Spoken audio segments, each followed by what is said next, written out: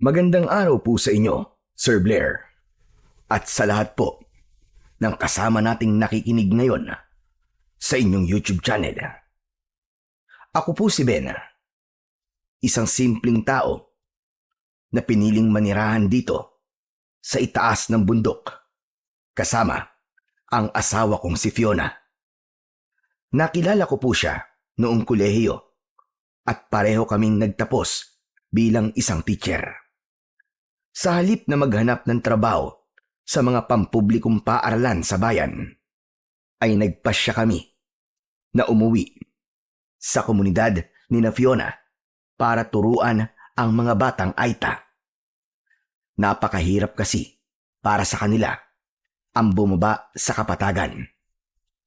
Bukod sa napakahabang lakaran, kailangan pa nilang itaya ang buhay sa pagtawid sa ilog o sa mga delikadong tulay na kawayan para lamang makapasok sa klase. Bilang mga guro, hindi namin matiis na makitang ganito ang sakripisyo nila para lamang matuto. Pangarap namin ni Fiona na makapagtayo rito ng formal na paaralan sa ilalim ng IPED program o Indigenous People's Education. Gusto naming magkaroon sila ng kurikulum na rumerespeto sa sariling kultura at tradisyon ng mga Aita. Kaya naman, halos linggo-linggo ay bumababa kami ng bundok para mag-follow up sa kinauukulan at sa opisina ni Mayor. Nakakapagod at minsan nakapanghihina ng loob dahil sa dami ng hinihinging papeles at pinababalik-balik pa kami. Pero dahil sa mga bata, tinitiis namin ang lahat. Ang akala namin, gutom at kahirapan lamang ang kalaban namin sa taas ng bundok. Pero ang hindi namin alam ay may kaharapin kaming isang matinding panganib. Nagsimula ito nang makita namin ang isang dambuhalang konstruksyon sa paanan ng bundok. Isang pabrikang tila kabuting sumulpot sa gitna ng dating masukal na lugar. Sa kwentong ito, Sir Blair, ibabahagi ko po sa inyo kung paano kaming katutubo na armado lang ng itak, pana, sibat at mga sulo ay buong tapang na humarap sa isang hukbo ng mga halimaw. Hindi lang ito basta labanan para sa aming mga sarili. Ito ay laban para sa pangarap at kinabukasan ng aming mga anak. Ayaw naming mabulag sila sa panlilinlang ng kadiliman. Kaya handa kaming itaya ang lahat para lang masiguro na mabubuhay silang malaya at walang kinatatakutan. Sisimulan ko na po. Muli, ako si Ben. At ito ang aking kwento. Ben, sa tingin mo ba talaga papayagan nila tayo? Yung request nating pondo para sa mga materyales at yung pirma, parang pakiramdam ko kasi pinapaikot na lang nila tayo. Ramdam mo ba kanina? Nagtuturoan na sila kung kaninong table dapat iwan yung papeles. Tapos, hiningan pa tayo ng kung ano-anong dagdag na requirements na wala naman sa listahan ng una. Napansin ko rin yun, mahal. Para bang sinasadya nilang pahirapan tayo para tayo na mismo sumuko. Pero alam mo naman ang kalakaran sa baba, di ba? Kailangan mahaba ang pisi mo kung gusto mo may mapala. Nakakapagod lang kasi, Ben. Alam nilang ilang bundok at ilog ang tinatawid natin, marating lang ang opisina nila. Pero parang baliwala lang sa kanila ang bawat oras na pinaghihintay tayo sa labas. Minsan tuloy, napapaisip ako kung talaga bang ayaw lang nila ng dagdag na trabaho o sadyang ayaw lang nilang makitang may paaralan ng mga batang Aita rito sa taas. Huwag mong isipin yan. Siguro, sadyang mabagal lang talaga ang proseso. Huwag nating hayaan na makuha nila ang gusto nila. Yung makita tayong sumuko. Itutuloy natin to, Fiona. Kahit gaano pa katagal. Pagtiyagaan natin tong dalawa. Para sa mga bata. Hayaan mong sila ang mapagod sa pagmumukha natin araw-araw. Hindi lang naman kasi yung bagal ng proseso ang inaalala ko, Ben eh. Eh ano? Nakita mo ba kung paano ako tignan ng sekretary ni Mayor kanina? O yung mga tao? Hindi man lang nila tayo pinaupo, Ben. Pinagmasdan nila ako mula ulo hanggang paa na para bang may dumi ako sa katawan. Mababa ang tingin nila sa aming mga aita na para bang wala kaming karapatan sa mga benepisyo ng gobyerno na para bang hindi kami Pilipino. Huminga siya ng malalim. Pagtingin ko sa kanya, nakita ko na para bang maiiyak siya. Masakit ang sinabi niya dahil alam kong totoo yun. Yun ang tahimik na sampal sa amin sa tuwing bumababa kami sa kapatagan. Masakit, Ben. Masakit na kailangan pa nating mamalimos para sa karapatan ng mga bata rito. Kung taga-bayan siguro ang humihiling, baka kanina pa nila inaprubahan yung pondo eh. Pero dahil kami ang kaharap, bigla silang naging bingi at naging mabusisi sa mga papeles. Relax ka lang, Fiona. Huwag mo nang iniisip yan masyado. Malulungkot ka lang eh. Eh hindi maiwasan eh. Tayo na lang ang umintindi sa kanila. Bahala sila kung yun ang gusto nilang isipin o gawin. Ano pa nga ba ang magagawa ko? Fiona, huwag ka nang malungkot. Sabi naman ni Mayor na susubukan niyang isingit sa budget para sa susunod na quarter, di ba? At least, merong nangyayari. Bahagyang tumango si Fiona. Pero bago pa siya muling magsalita, ay bigla siyang napatingin sa kabilang bundok. Itinuro niya ang isang bahagi. Ayun na naman yung ilaw. Ano kaya yan? Tumingin ako sa direksyong itinuturo niya. Sa gitna ng madilim na anino ng kabilang bundok, may isang maliit na liwanag na kumikislap-kislap. Hindi ko rin masabi, mahal eh. Masyadong malayo para masiguro ko kung ano talaga. Pero alam mo sa tingin ko, baka may tinatayong building doon. Building? Sa itaas ng bundok? Parang imposible. Di ba wala namang daanan ng sasakyan doon? Kahit sanay tayo sa bundok, mahihirapang mag-akit ng semento sa tarik ng pwestong yan. Malay mo, baka kampo ng militar. O kaya naman ay isang tao na gustong mapag-isa at dyan nagtayo ng bahay. Mukha bang bahay yun sa'yo? Mukhang tore. Tignan mo, masyadong mataas at masyadong maliwanag para sa isang simpleng bahay lang. Tama siya. Kung bahay lang yon, hindi dapat ganun kaningning ang ilaw na nanggagaling doon. Para itong parola. Pero sa halip na sa dagat, nakatayo ito sa gitna ng matataas na puno. Sa kami napapansin ako, bukod sa ilaw na yun. Ano na naman, Fiona? Ang dami mong napapansin itong mga nakaraang araw ah. Yung kakaibang tunog na naririnig natin kapag sumasapit ang 6:00 ng hapon at 8:00 ng gabi. Saktong pagkasabi nun ni Fiona, ay narinig nga namin ang kakaibang tunog na tinutukoy niya. Pinakinggan ko tong mabuti. Ang tunog na ito ay isang mababang tunog at hindi ko maipaliwanag kung nanggagaling ba sa malaking instrumento o sa makina.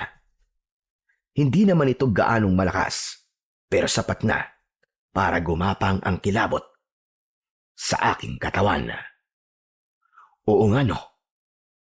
Misteryoso ang tunog na yan. Pero hayaan mo na muna yan. Siguro nga may building talaga dyan o baka may ginagawang tower para sa signal ng cellphone. Malay mo balang araw, makinabang din tayo dyan. Ganon? Paano tayo makinabang? Hindi ko alam, mahal. Pero wag na muna nating isipin yan sa ngayon. Baka ganun lang siguro ang tunog kasi nasa tuktok siya, saka medyo malayo pa sa atin. Siguro nga, tama ka. Malayo nga yan. O sige na, pasok na tayo sa loob. Lumalamig na dito eh. Ayokong magkasakit ka bago tayo bumaba bukas. Matulog na tayo. Tumayo na si Fiona. kaya marahan ko siyang inilalayan papasok sa aming maliit na kubo. Pagkapasok, agad kong inayos ang aming mga gamit habang inihahanda naman niya ang aming higaan. Nang matapos ako sa aking ginagawa, ay bumalik ako sa pinto para ito ay isara. Pero natigilan ako nang bigla akong makarinig ng isang malakas na sigaw. Ben! Ben, sandali, Ben! Kilala ko ang boses na yon. Pero dahil madilim, hindi ko masyadong maaninag kung tama ba ang hinala ko. Sandali lang, Ben! Huwag mong isara! Gido, ikaw ba yan? Dali-dali akong lumabas mula sa balkonahe. Doon ko siya nakitang paparating. Muntik pa siyang masubsob dahil sa pagmamadali. Hingal na hingal siya paghinto sa harap ng kubo namin. Para siyang galing sa isang mahabang takbuhan. Sa tama ng ilaw ng gasera, nakita ko ang mukha niya. Maputla, pawis na pawis, at bakas ang labis na pag-aalala. Gido, ano nangyari? Bakit ganyan ang itsura mo? May nangyari bang masama? Ben, ang tatay mo, si Mambino. Bakit ano nangyari kay tatay? Magsalita ka, Gido! Hindi, walang masamang nangyari sa tatay mo. Ayos lang siya, Ben. Pero, nandun siya sa bahay namin ngayon. Pinapatawag kay ni Fiona. Kailangan daw niya ang tulong niyo. Bakit daw? Ano bang kailangan niya sa amin sa ganitong oras? Ang asawa ko, si Luming, manganganak na. Kanina pa sana pero nahihirapan lumabas ang bata eh. Tulungan niyo kami, Ben. Maawa naman kayo. Narinig ko ang papalapit na yabag ni Fiona sa likuran ko. Kanina pa pala siya nakikinig.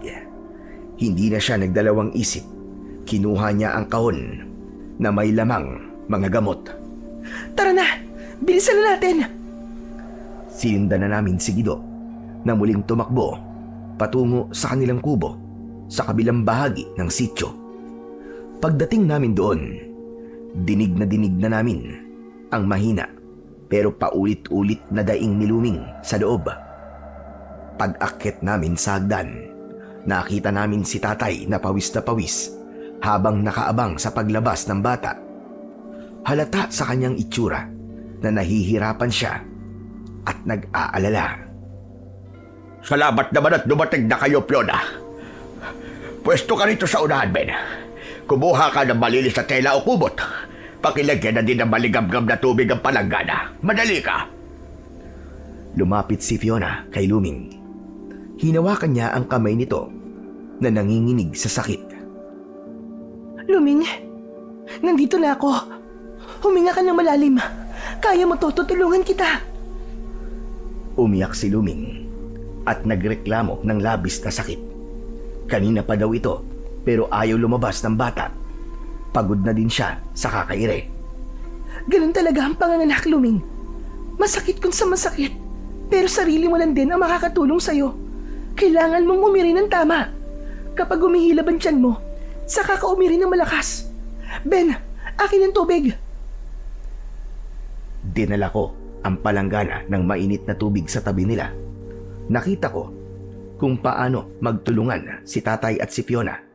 Si tatay ang nakaabang sa bata habang si Fiona naman ang nagpapalakas ng loob ni Luming at humahawak sa tiyan niya para itama ang pwesto ng sanggol.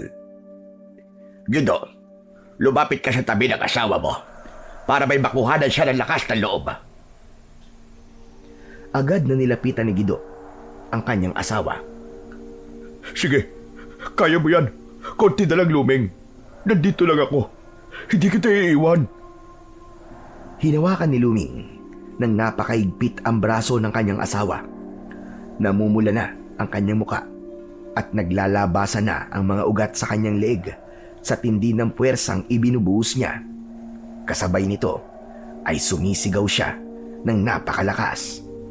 Pero ang nakapagtataka, hindi lang si Luming ang sumigaw. Kasabay ng bawat hiyaw niya, sumisigaw din si Gido ng malakas na parabang siya ang nasasaktan.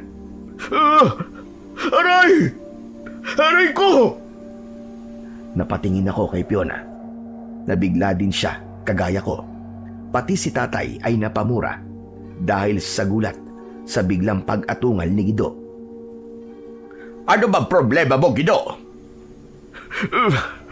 Ang piksa ko. Yung piksa ko sa braso, Magbino. Napisil niya eh. Aray ko! Muling sumigaw si Luming. Sa tindi ng sakit na nararamdaman, wala na siyang pakialam sa paligid. Ang tanging nasa isip niya ay mailabas na ang bata. Dahil doon, mas lalo pa niyang binaon ang mga kuko sa braso ng kanyang asawang si Gido. Gustong gusto nang bawiin ni Gido ang kanyang kamay dahil sa hapdi. Pero wala siyang magawa. Doon na kasi humugot ng lakas ang asawa sa bawat pag-iri nito. Kaya naman, sa tuwing hihiyaw si Luming, napapaire at napapasigaw na rin si Gido sa sobrang sakit ng kanyang pigsa. Sige, konti na lang, Luming. Palabas na ang ulo ng bata. Umiri ka pa. Aray. Sige. Iiri mo pa. Kaya mo yan, malapit na. Aray ko. Tumigil ka nga. Para kang kambing na hindi mapaanak. Ang sakit na ho kasi ng pigsa ko eh. Sumabog naman, Gido. Aray ko. Napakagat-labi ako para pigilan ang tawa. Sa totoo lang, muntik na akong humagalpak sa itsura ni Gido. Namumutla na siya at halos maglupasay sa sahig habang nakakapit pa rin si Luming sa braso niya. Pero pinipilit ko talagang hindi tumawa kasi nakita kong parehong seryoso ang aking asawa at ang aking tatay. Si Fiona ay tutok na tutok sa pagtulak sa tiyan at si tatay naman ay parang general na nagmamando sa gitna ng gera. Isa na lang, Luming. Isa na lang. Isang malakas at mahabang pag-iri pa.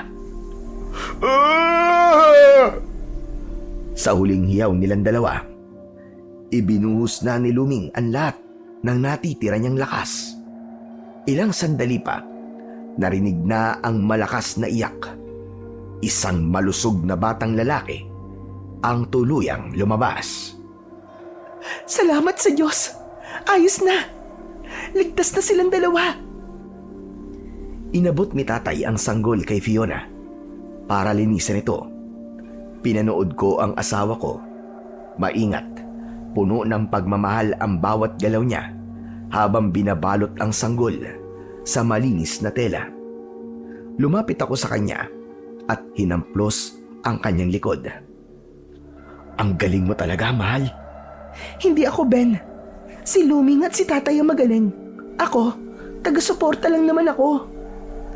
Ibinigay na ni Fiona ang sanggol sa bisig ni Luming. Nakita ko ang pagbabago sa mukha niya. Parang nawala ang lahat ng hirap niya nang makita ko ang kanyang matamis na ngiti. Lumapit ako kay Gido at tinapik ang kanyang balikat. Napangisi lang siya kahit namumutla pa rin. Sige na, lapitan mo na ang mag-ina mo. Maraming salamat, Mambino. Ben, Fiona, hindi ko alam kung paano kayo babayaran. Utang ko sa inyo ang buhay na mag-ina ko. Naku, huwag mong isipin yung Gido. Ikaw naman, oo. Iisang pamilya tayo rito. Sino pa ba magtutulungan? Kundi tayo rin. Nakita ko si tatay na nagsisimula ng magligpit ng kanyang mga gamit. Kahit matanda na, hindi pa rin nawawala ang bagsik niya sa ganitong mga emergency. Pang all-around na albularyo talaga siya. Maski paghihilot, pagpapanak, o kahit yung mga sakit na hindi maipaliwanag ng mga doktor sa bayan, ay kayang-kaya niyang gawan ng paraan. Dati, nung nakatira pa kami sa baryo, si tatay ay kilala bilang pinakamagaling na mananambal sa buong bayan. Sabi nga ng mga nagiging pasyente niya, yung kamay niya ay parang may sariling isip at mata. Isang hawak lang niya sa pulso o sa likod. Alam niya na kagad kung saan ang pilay o kung anong masama ang nakapasok sa katawan. Gido, Po, magpakulo ka mamaya ng daon ng bayabas at siyang ipanghugas mo sa pigsa para hindi ma-infeksyon. oo Ma'am Bino. Gagawin ko po, salamat. Walang anuman. O siya, paano? Uuwi na kami. Ikaw na bahala sa mag-ina mo. Kung magkaroon ng problema, huwag kang mahihiya na puntahan kami. Sige po, maraming salamat po ulit. Nagpaalam na kami kay Gido. Paglabas namin ng kubo, sinalubong kami ng malamig na simoy ng hangin sa madaling araw. Opo, inabot kami ng madaling araw sa pagpapaanak. Habang naglalakad kami pauwi, napansin kong biglang tumigil si tatay. Umikot ang tingin niya sa paligid. Bakit, tay? May problema ba? Hindi agad sumagot si tatay. Bagya niyang itinaas ang kanyang baba at parang inaamoy ang hangin. Tapos ay biglang kumunot ang kanyang noo. Masama ang timpla ng hangin. Parang nagbababala na may paparating na unos. Ano ho ba yun, tay? Bagyo? Wala naman pong balita sa radyo na may papasok po na sama ng panahon. Hindi, Ben. Hindi bagyo. Pero hindi ko alam kung ano. Hindi pa ganong malinaw. Kung ano ang papasok na masama. Pero kakaiba talaga ang ihip ng hangin. Pati yung simoy, parang hindi amoy ng gubat. Huminga ng malalim si tatay. Pero maya-maya pa ay bigla siyang tila masusuka. Ang baho, isang nakakasulasok na amoy ng kamatayan na dala ng hangin. Hindi ito normal. Tay, baka naman po, patay na hayop lang dyan sa tabi-tabi yung naaamoy nyo. O kaya naman, baka may nasunog na naman sa ibaba. Hindi, Fiona. Iba ito. Nagkatinginan kami ni Fiona. Bigla kong nakaramdam ng pag-aalala. Alam ko kung kailan nagbibiro ang tatay ko at kung kailan siya seryoso. Bilang albularyo, malakas ang pakiramdam niya at nakakakita siya ng mga bagay o pangyayari na hindi nakikita ng ordinaryong mga mata. At ang nakitang ganito na nag-aalala ang tatay ko, sapat na yon para kabahan ako. Ano po kaya yon, tay? Sana malaman niyo po agad para naman makapaghanda po tayo kung sakali. Sana nga, anak. Sana nga. Malaman ko bago pa maging huli ang lahat. Ipinagpatuloy na namin ang paglalakad. Pero wala na sa amin nagsalita pa. At dahil sa narinig ko, hindi ko maiwasang mapalingon sa madilim na bahagi ng gubat. Pakiramdam ko kasi ay may nagmamasid sa amin mula sa kakauyan. Okay ka lang ba, mahal? Ha? Oo. Okay lang ako. Binilisan na namin ang paglalakad hanggang sa makarating kami sa kanya-kanya naming kubo. Ang bahay ni tatay ay nasa tabi lang din namin. O sige na, pumasok na kayo sa loob. Isarado niyo maigi ang mga bintana at pinto niyo. Oo. Tay, kayo rin po. Saka magpahinga na rin po kayo. Ako iidlip na kagad dahil may lakad pa kami mamaya ni Fiona. Babalik po kami sa division Na naman, hanggang ngayon ba, hindi pa rin nila inaaprubahan ang mga papel? Hindi pa rin po Ay nako. O siya, bukas na natin pag-usapan yan. Magpahinga na kayo mag-asawa.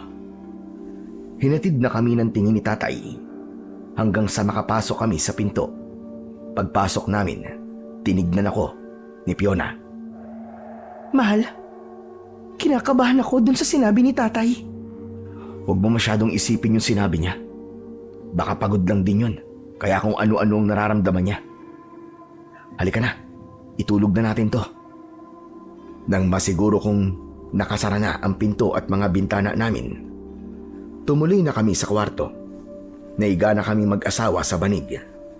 Dahil sa sobrang pagod at puyat sa pagpapaanak, hindi nagtagal ay naramdaman kong bumigat na ang talukap ng aking mata. At hindi nga nagtagal, nakatulog na ako ng mahimbing. Maaga akong nagising kinabukasan. Bandang 5:00 pa lang ay bumangon ako.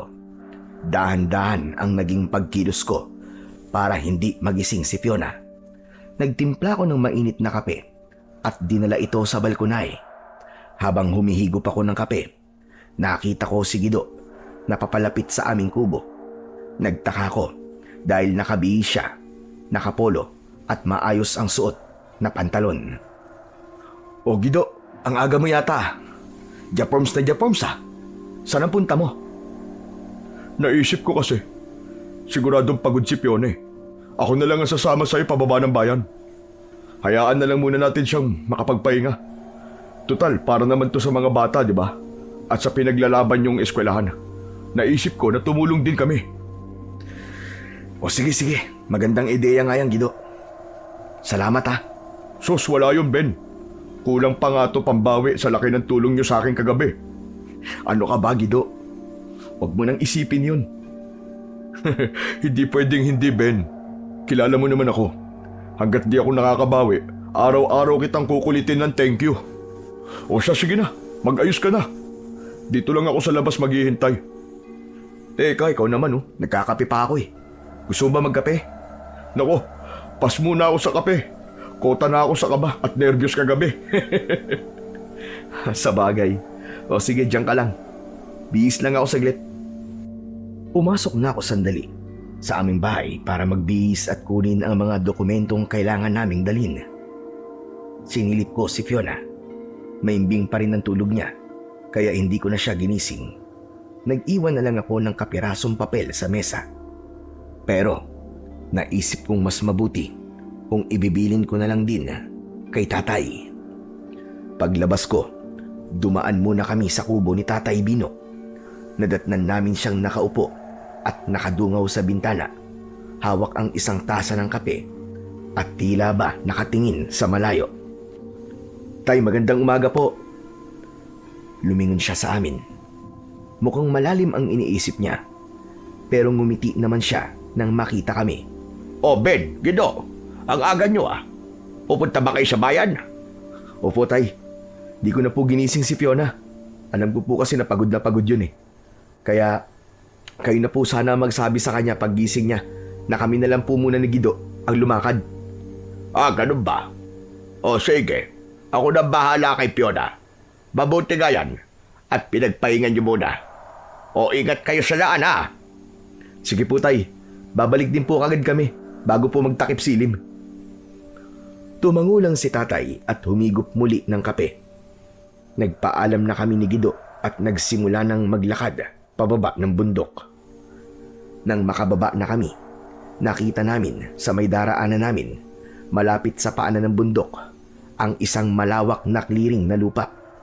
Napapaligiran na ito ng matataas na yero at may nakalagay na tarpaulin o signboard kung saan ay makikita ang isang malaki at malawak na plano ng building na posibleng ipatayo sa lugar na yon.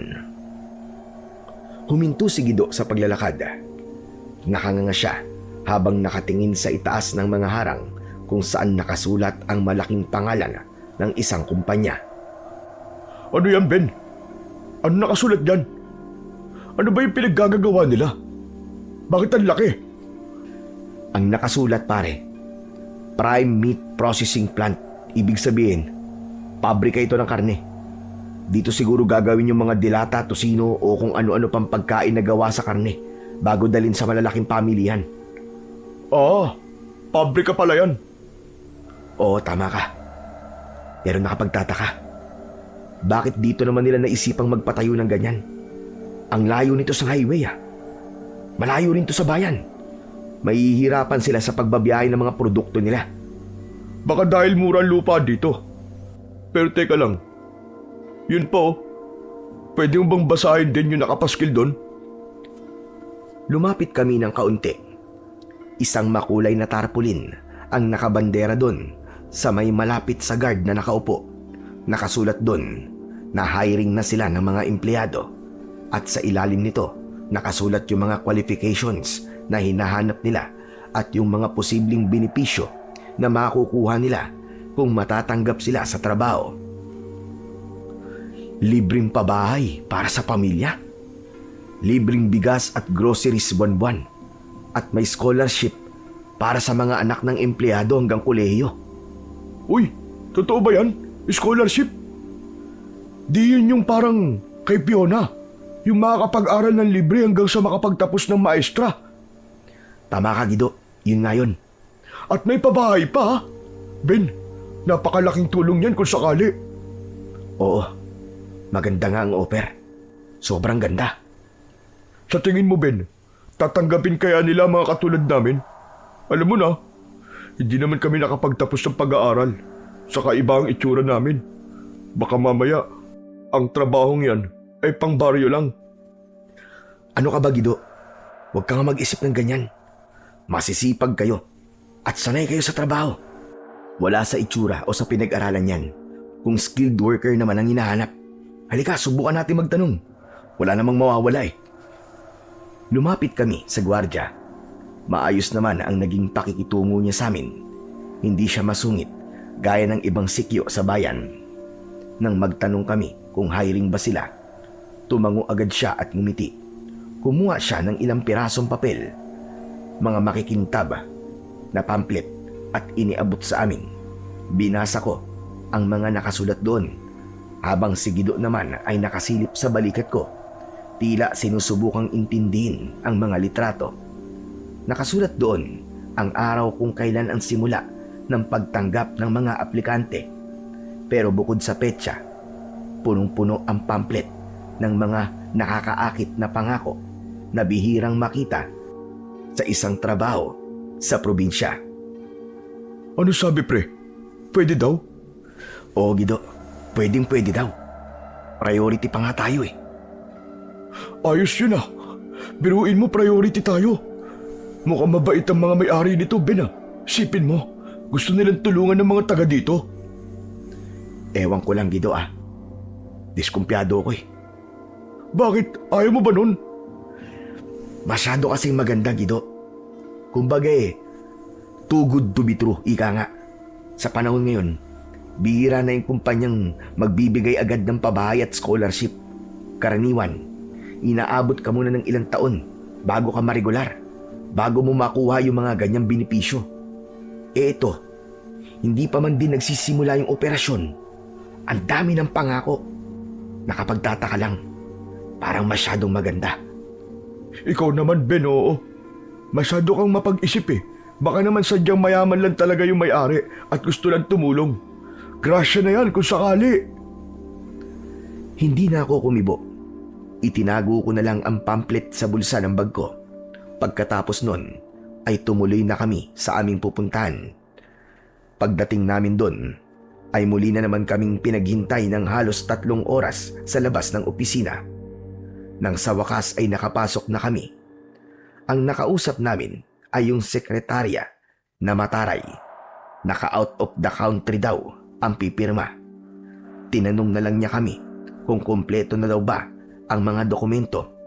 Ibinigay ko ang mga dokumento, kasama na dito yung petisyon na pirmado ng mga magulang. Sabi niya ay tatawagan na lang daw kami o kaya ay bumalik kami pagkatapos ng 1 buwan dahil pag-aaralan pa daw ng board ang request. At habang naghihintay daw kami, pasimula na din namin ang konstruksyon ng eskwelahan para wala nang maging problema. Paglabas namin ng opisina, halos padabog na naglakad si Gido. Ganun katagal? Ganun katagal maghihintay, Ben? Bakit naman ganun? Relax. Ganun talaga, Gido eh. Mabagal talaga ang sistema. Sus, Apo. Ang babagal kapag ganito. Pero kapag eleksyon, ang bibilis kumilos. May pasundo-sundo pa silang nalalaman sa atin sa itaas kapag butuan, di ba? Pero ngayong tayo may kailangan, parang wala silang naririnig. Uminahon ka nga muna, Gido. Iba naman yung mga taong yun sa mga tao dito sa opisina. Ano ka ba? Wala silang kinalaman sa eleksyon. Ay, wala ba? Basta, naiinis ako, Ben. Sayang yung nilakad natin eh. Naiintindihan ko ang galit mo, Gido.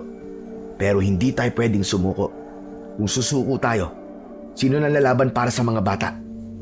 Ang ginagawa natin, hindi naman para sa atin lang eh. Para to sa 2 anak mo at sa magiging anak ko. Sana kung pagpapalain. At para na rin sa lahat ng mga bata sa tribo. Pagtiyagaan na lang natin. Ganyan talaga kapag may pinaglalaban. Lagi na lang may hadlang. Alam mo, huwag na tayong umasa dyan eh. Doon na lang kami sa pabrika. Doon, sigurado na kapag natanggap kami, may sahod na, may babae pa, tapos may paskul pa. Mabuti pa yung mga pribadong tao. Mas nakakatulong pa sila sa atin kesa dyan sa mga nakaupo sa ahensya na puro balikan nyo na lang, balikan nyo na lang. Puro pangako. Hindi, Gido. Itutuloy ko pa rin to. Yung sa pabrika, medyo tagilid yun para sa akin. Hindi pa natin alam kung ano talaga ang pakay nila. Kahit na. Kaysa naman dito, para tayong namamalimos ng pansin.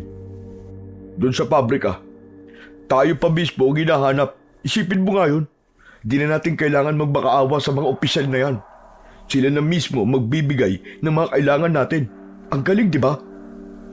Mamaya na nga lang natin pag-usapan yan pag nakauwi na tayo. Naglakad na kami, palayo ng opisina. Pag-uwi namin sa bundok, hapon na. Naabutan namin si Fiona at si Tatay Bino na naghahanda na ng hapunan sa labas ng kubo. Agad na inilabas ni Gido ang pamphlet galing sa ginagawang pabrika. Inuwa naman kagad ito ni Tatay. Ano to? Totoo ba ito? Lumapit si Fiona at binasa ang nakalagay sa pamphlet. Seryoso ba to, Ben? Parang masyadong maganda ang alok nila para sa isang planta na nagsisimula pa lang. Oo, totoo yan.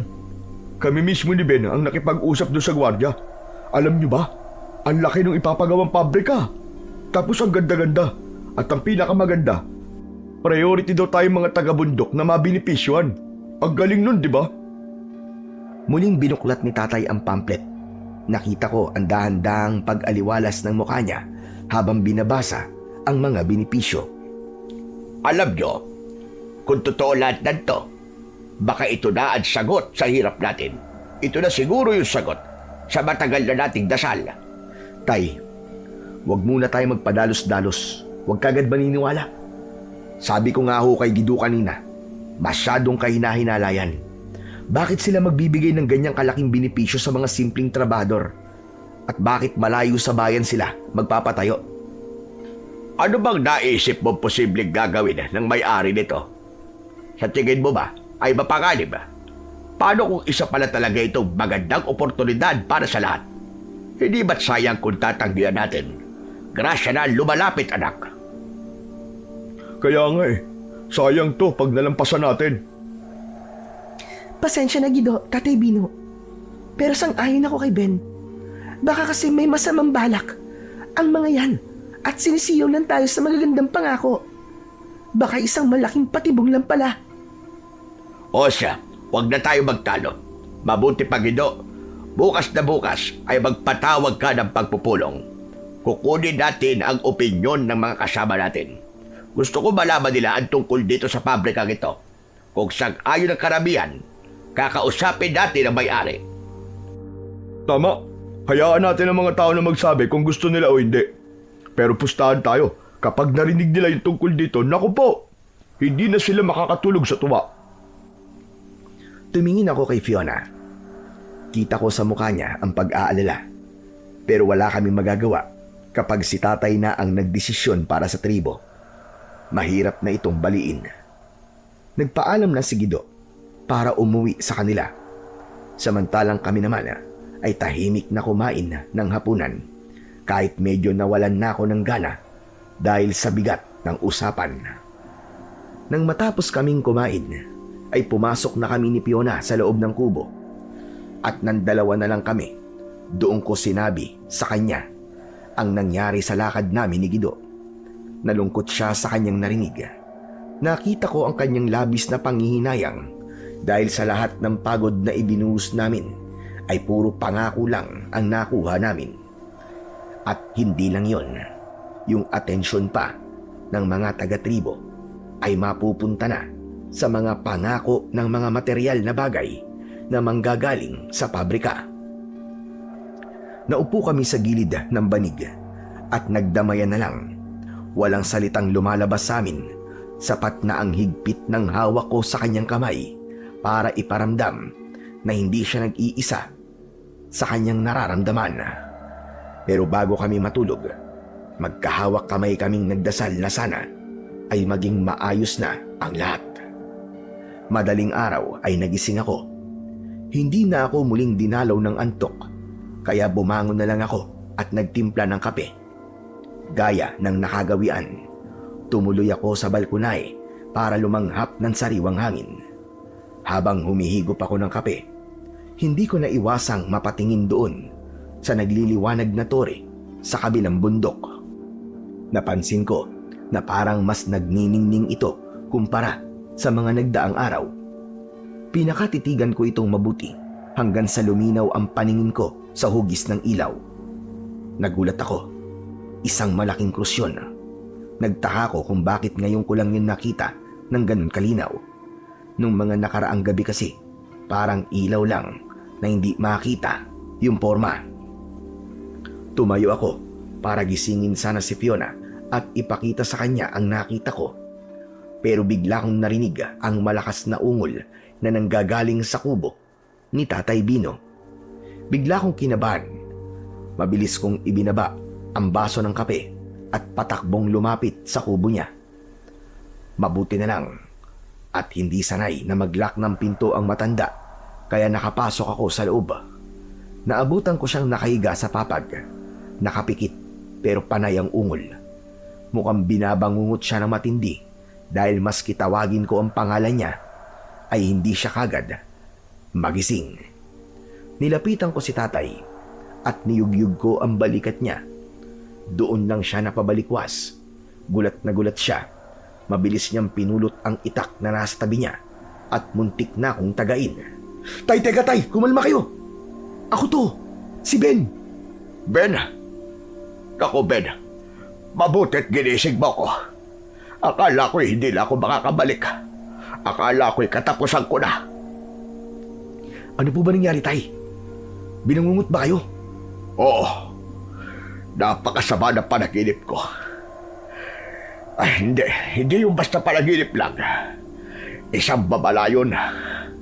Ang langit ay kulay dugo. Parang nasusunog ang buong paligid. Tapos ang amoy asupre na nakakasulasok. Ano pong ibig sabihin nun, tay? Anong klaseng babala ang ipinakita sa inyo? Makinig ka, anak. Yung pabrika, nakita sa panaginip ko. Nagawa na yun. Tapos may lumabas mula doon na isang higanteng nilalang. May malalapad siyang pakpak na para magsapanik. Naglalaway siya ng dugo at sa bawat patak nito sa lupa may lumalabas sa mga maiitim na usok. Tapos yung mga usok na yun, para bang nagkakaroon ng buhay at nagiging katulad niya. Napalunok ako sa aking narinig. Hindi ko man lubos na nauunawaan kung ano ang ibig sabihin ng bangungot na yon. May pakiramdam ako na hindi ito magiging maganda. Hindi ako nakapagsalita. Ang nagawa ko lang ng oras na yon ay ang makinig. Yung mga anino, anak, kinakain nila ang mga tao. Nakita ko mga kasama natin sa tribo. Nakapila sila papasok sa isang malaking bunganga na parang pinto. Pero nang makapasok sila, narinig ko ang malalakas nilang mga sigaw. Naramdaman ko ang pagtindig ng balahibo ko ng mga oras na yon. Pagkatapos doon, ay lumitaw sa harap ko ang ating espiritong gabay. Binalaan niya ako, Ben. Sabi niya wag daw tayo magpapauto sa ginto dahil bawat piraso noon ay may katumbas na dugo. Sinasabi ko na nga ba, tay? Sinasabi ko na nga ba? Kaya hindi talaga ako mapalagay nang malaman ng tungkol sa pabrika na yon at sa mga alok nila. Tama rin si Fiona. Patibong lang ang lahat. Pero anong gagawin ko, anak? Nagpatawag na ako ng pulong. Ang mga tao, umaasa na sila. Sige no. Sigurado akong nung umikot yung kagabi, ipinabalita na niya ang tungkol sa pabrika. Kilala mo naman ang kaibigan mong yun, di ba? Kung gaano ka, kahinahon at katimpi, kapaligtaran mo ang ugali ng isang yon. Masyadong padalos-dalos. Paano ko sasabihin sa kanila na ang inaasahan nilang ginawa ay kamatayan pala ang dala? Tay, kailangan nilang malaman ang totoo. Kahit sabihin pa po nilang panaginip lang po yan, kailangan malaman nila ang babala ng gabay natin. Hindi pwedeng hayaan natin silang mahulog sa patibong. Tama ka. Kailangan natin magtiwala sa babala. Ituloy natin ang pagpupulong. Sasabihin ko sa kanila ang tungkol dito. Sasamahan po kita, Tay. Huwag po kayong mag-alala. Alam ko, makikinig po sila sa inyo. Sana nga anak, kailangan din natin makumbinsi ang lahat na maghanda. Hindi natin alam kung ano ang mga pwedeng mangyari sa hinaharap. Pagsikat ng araw, ay nagtipon na ang mga tao sa harap ng kubo ni Tatay. Nakita ko ang excitement sa mga mata nila. Alam kong inaasahan na nilang marinig ang magandang balita. Pero nang simulan na ni Tatay ang pagsasabi tungkol sa kanyang masamang panaginip at sa babala ng espiritu, biglang natahimik ang lahat. Marami ang nagulat at nagtaka. May ilan pang ang nadismaya dahil ang inaasahan nilang magandang balita ay nauwi sa babala ng isang panaginip.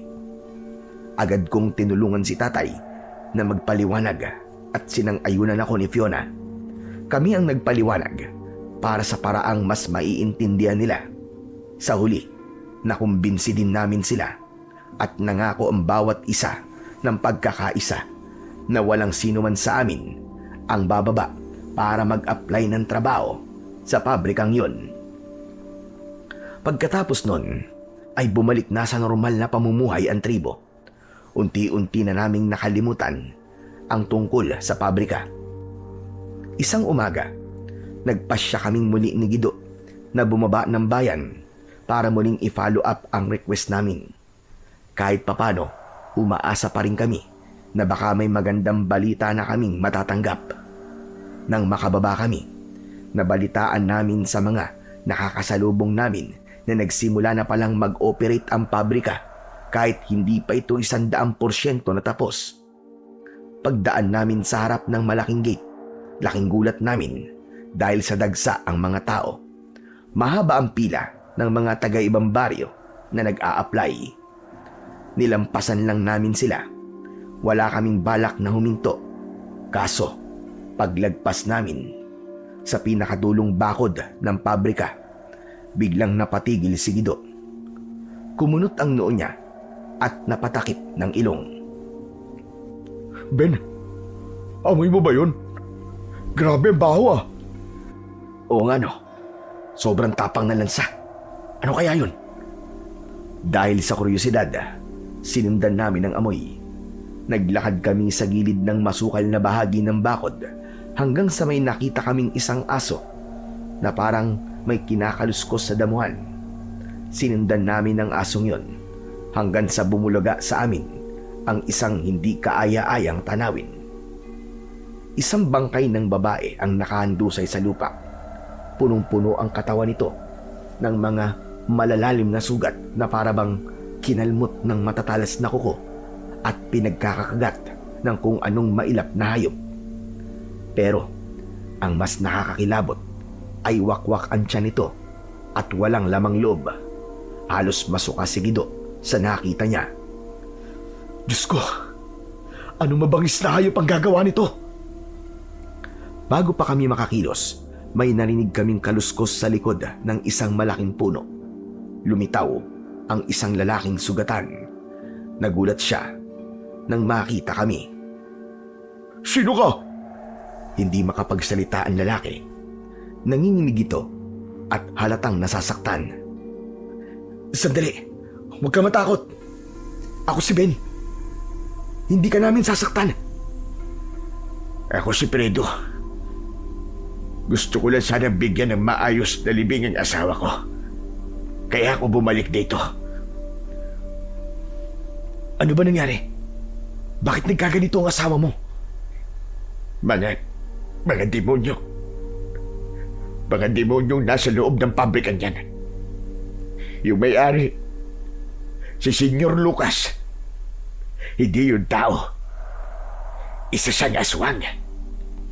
Aswang? Sigurado po ba kayo sa sinasabi nyo? Kitang-kita ko mismo. Nakita ko kung paano siya nagbago ng anyo. Isang higanting nilalang na may malalapad na pakpak. Naglalaway siya ng dugo habang nilalamo ng mga kasama namin. Layan tumakas kami ng asawa ko. Pero nahuli nila ang asawa ko at pinatay.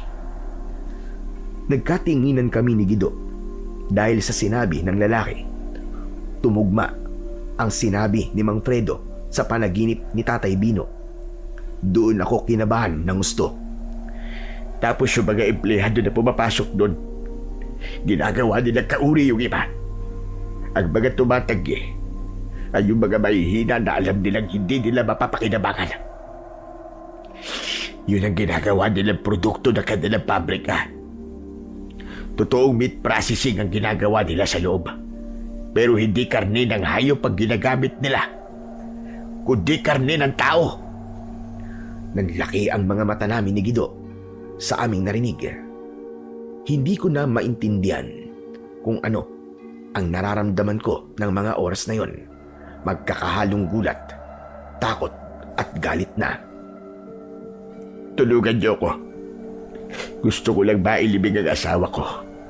At pagkatapos, kahit ano na mangyari sa akin, ayos na ako. Tutulungan po namin kayo ng kaibigan ko. Pero hindi po namin kayo iwan.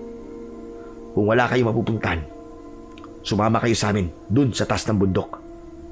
Ano ka mo? Sigurado ba kayo na isasama niyo ako? Oo, Mang Fredo. Huwag kang mag-alala. Ligtas po kayo dun. Mabilis naming tinulungan si Mang Fredo na maiayos ang bangkay ng kanyang asawa. Pero dahil sa nagmamadali kami, wala na siyang nagawa nang sabihin naming susunugin na lamang namin ang bangkay. Tinakpan namin ito ng mga tuyong daon at sanga. Saka sinilaban ng apoy. Hindi na kami nagtuloy sa bayan. Ang mahalaga sa mga oras na yon ay ang buhay ni Mang Fredo at ang kaligtasan ng lahat na nasa itaas. Hindi na kami dumaan sa trail. Bagkus ay sinuong namin ang masukal na gubat para hindi kami makita ng mga taga-pabrika. Nang makarating kami sa aming lugar ay hapon na. Agad na naipon ang mga tao sa harap ng bahay nang makita nila ang kasama naming sugatan. Ano nangyari sa kanya? Bakit ganyan ang mga sugat niya? At sinabi namin kay tatay ang tungkol kay Mang Fredo. Agad niya itong ginamot. Nang matapos, ay sinabi namin sa kanya ang tungkol sa pabrika. Narinig itong lahat ng mga kasama namin sa bundok. Natakot ang karamihan sa balitang yon. Totoo ba nga sinabi ko? Yung 3 baryo sa ibaba, nasakop na nila. At sigurado ako na isusunod nila kayo rito. Nagkagulo ang mga tao. Agad na tumayo si tatay sa gitna para payapain ang lahat. Mga kasama, sandali. Makinig kayo mabuti. Huwag tayo magpadala sa takot. Kapag nilamon tayo ng takot, doon tayo matatalo. Magdasal tayo. Humingi tayo ng gabay sa mga espiritu at sa may kapal. May awa ang Panginoon sa atin.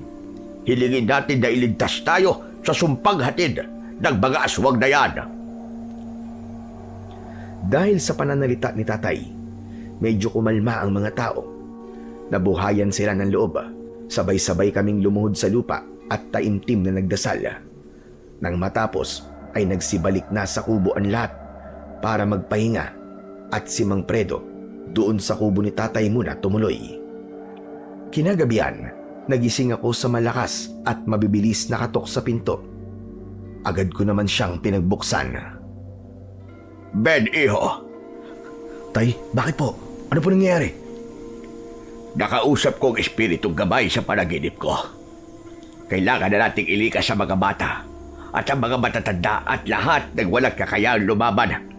Gayon na, Ben. Natahimik si tatay sandali. Parang pilit na inaalala ang laman ng kanyang panaginip. Wala na tayong oras, ang sabi ng gabay. Sasalakay sila rito para tayo naman ang kanilang puksain. Nasakop na kanila ang 3 baryo. At ang susunod na pakay nila ay tayo. Dahil tayo na lang ang natitirang hindi nila kontrolado. Isang malaking hukbo ng mga aswang ang darating. Lilitaw sila sa muling pagsikat ng bilog na buwan. Tay, sa isang araw na po yun. Anong gagawin natin? Saan natin ililikas sa mga kasama natin? Saka tay, sigurado ako. Hindi iiwan ng mga katutubo ang lupa na to. Imposible yun, tay. Alam ko, anak. Kaya nga yung mga walang mga kakayahang lumaban lang ang kailangang ilikas. Yung mga matitira, tayo ang haharap at kakalaban sa mga aswang na yon. Ano? Pero tay, paano po tayo makakalaban sa mga aswang? Wala po tayong mga armas. Paano natin sila mapipigilan kung ganun sila karami? Hindi natin kailangan ng baril, Ben. May itinuro sa akin ng gabay. Kailangan natin gumawa ng mga bitag at mga espesyal na sandata. May mga halaman at kahoy dito sa gubat na may kapangyarihang magpabagsak sa kanila. Pero kailangan natin magmadali. Hindi pwedeng nakatunganga lang tayo rito. Sige po tay, gigisingin ko na po si Fiona at pupuntahan ko na rin po si Guido. Sige anak, salamat. Mag-iingat ka. Mabilis kong pinuntahan at ginising si Guido. Sa tulong niya, mabilis naming naipon ang aming mga kasama sa harap ng bahay ni tatay. Nang masiguro naming naroroon na ang lahat, saka lang siya nagsalita. Mga kasama, makinig kayo mabuti. Hindi na biro ang kinakaharap natin ngayon. Muling nagbabala sa akin ang gabay sa aking panaginip. Ang mga aswang mula sa pabrika. Sa ibaba ay sasalakay dito sa atin kapag sumapit ang bilog na buwan. Kailangan natin kumilos na ngayon din para mailikas sa mga babae, bata, matatanda at mga may sakit. At ang mga matitira, tayo ang makikipaglaban. Pero Mambino, saan naman natin sila ililikas? Bago pa man makasagot si tatay, biglang may kakaibang tunog kaming narinig. Yun ang tunog na naririnig namin sa tuwing sumasapit ang 6:00 at 8:00 ng gabi.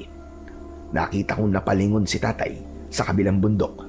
Tapos ay dahan-dahan niyang itinuro ito. Doon! Doon sa may kumikislap na liwanag. Sigurado po ba kayo, tay? Hindi nga natin alam kung ano meron dun eh. Bakit doon natin sila dadalhin? Huwag mong questionin ang mga bulong ng gabay, Ben. Pasensya na po, tay. Kung ganun mga kasama, maganda na tayong lahat. Nagmamadali na kami. Agad na naghanda ng kaunting gamit ang mga nanay at mabilis na inakay ang kanilang mga anak. Kahit madilim pa, nagsimula na kaming maglakbay patungo sa kabilang bundok. Bit-bit namin ang mga sulo na nagsilbing tanging ilaw namin sa gitna ng masukal na gubat. Daan-daan lang po sa paglalakad. Lalong-lalo na po sa may mga kargang bata. Guido, bantayan mo yung bandang likuran ha. Baka may mahiwalay. Sige, ako bahala pre. Nagpatuloy kami sa paglalakad. Ilang sandali pa, lumapit sa akin si Fiona. Ben, sa palagay mo ba, ay totoong ligtas tayo dun sa pupuntahan natin? Kailangan natin maniwala, mahal. Wala na tayong mapagpipilian. Ito lang ang tanging paraan para mailayo ang mga bata at matatanda sa panganib na dulot ng mga aswang. Pero Ben, tatanggapin kaya tayo doon? Estranghero lang tayo sa kanila. Kung may mga tao nga doon, baka ipagtabuyan lang nila tayo. Kasi ganito kami. Fiona, ano ka ba? Makinig ka na lang. Hindi lahat ng tao ay ganun ang tingin sa inyo. Huwag ka mag-alala, kasama niyo ako. Hindi ko hahayaan na may mambastos sa inyo. Akong bahala. Huwag ka na mag-isip ng kung ano-ano. Magtiwala kayo sa Kanya. Alam kong tutulungan tayo ng Panginoon. Halos 2 o 3 oras din kaming naglakad hanggang sa marating namin ang umpisa ng trail, paakyat sa itaas ng bundok na yon. Laking gulat namin nang makitang may maayos palang kalsada na paakyat sa itaas at mula doon ay kitang-kita na namin ang gusali. Isa pala itong monasteryo at ang tuktok nito ay isang kampanaryo na may malaking krus na punong-puno ng ilaw. Nang nasa itaas na kami, agad na may nakakita sa amin. Sinalubong kami ng isang matandang lalaki. Nalaman namin mula sa kanya na ang building na yon ay tirahan ng mga matatandang pari o mga retirado na. Tinanggap nila kami ng walang pag-aalinlangan. Nang makiusap kami sa kanila na doon muna patuluyin ang mga kasama namin dahil may kakaharaping misyon ang aming tribo. Nang magpaalam na kami, isang matandang pari ang lumapit sa akin. May iniabot siyang 2 kwintas na may medalyon. Kinuha ko ito at pinagmasdan. Ano po ito, Padre? Sinabi niya sa akin na yun ang medalyon ni San Benito. Isa itong mabisang proteksyon laban sa mga masasamang nilalang at sumpa. Maraming salamat po, Padre. Malaking tulong po ito sa amin, lalo na't hindi nga po biro ang kakaharapin namin doon. Ngumiti ang matandang pare. Hinawakan niya ako sa balikat at tinapik yon ng marahan. Binanggit niya na ipagdarasal niya ang tagumpay sa aming pakikipaglaban. Natigilan ako sa sinabi niya. Bigla kong kinabahan at napatitig sa kanya. Sigurado ako na wala kaming nabanggit tungkol sa pakikipaglaban o sa plano naming pagdepensa sa aming komunidad. Sandali lang po, Padre. Paano niyo pong nalaman? Wala naman po kaming nababanggit sa inyo. Sabi niya sa akin na ang mga naroon sa monasteryo ay hindi lang mga ordinaryong pari. Sila pala ay mga dalubhasa noon sa pagpapaalis ng mga masasamang espiritu. Mga dati silang exorcist. Narinig ko ang mahinang pagsinghap ni Guido sa tabi ko. Halatang namangha siya sa narinig. Ang akala naming tahimik na pahingahan ng mga matatanda ay isa palang lugar ng mga veteranong tagapagtanggol laban sa kadiliman. Tinitigan niya ako ng diretsyo sa mga mata at doon ko naramdaman ang isang kakaibang lakas na nakapagpaalis ng lahat ng pagdududa at takot sa puso ko. Sinabi niya na sa gitna ng labanan, kapag pakiramdam namin na wala na kaming lakas, alalahanin lang namin na may magagawa ang Diyos kung kami ay lalapit at mananalig sa Kanya. Halos mapaiyak ako sa narinig ko. Sa gitna ng matinding takot ko para sa pamilya ko at sa aming tribo, doon ko lang naramdaman na may tunay na pag-asa. Lumapit ako sa matandang pari, kinuha ang kanyang kamay at nagmano ng buong paggalang. Pagkatapos, hindi ko napigilan ang sarili ko at niyakap ko siya ng mahigpit. Padre, salamat po. Ngayon lang po ako nakaramdam ng ganitong kapanatagan. Ako rin po. Magpapasalamat din po ako sa inyo ng marami. Salamat po sa pagtanggap sa amin at sa pagpapalakas po ng loob namin. Pero kailangan na rin po namin bumalik sa amin. Tsak na nag-aalala na po ang mga kasama namin doon.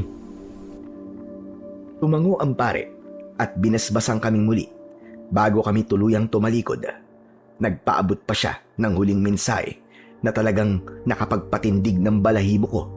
Sinabi niya na kaming dalawa ni Guido ang magiging magkasangga sa laban na ito. Kami raw ang gagamiting kasangkapan ng Panginoong Diyos para maipakita sa lahat na walang anumang dilim o halimaw ang kayang tumalo sa kapangyarihan niya. Sunod nito ay nagpaalam na kami ni Guido sa aming mga asawa. Nang matapos ay naglakad na kami palayo. Nang nasa kalagitnaan na kami, ay ibinigay ko na sa aking kaibigan ang isang kwintas. Aba, ayos to ah. Ben, parang biglang nawala ang pagod ko nang maisuot ko to. Tsaka gumaan ang pakiramdam ko. Mukhang hindi lang to para sa proteksyon. Kaya din ata nitong magbigay ng lakas sa atin. Ramdam ko rin yan, Guido. Totoong makakatulong sa atin ang medalyon ni San Benito. Kaya lalaban tayo. May laban tayo, Gido. Humanda sa atin ang mga aswang na yan. Lagot talaga sila sa atin. Nagpatuloy kami sa paglalakad.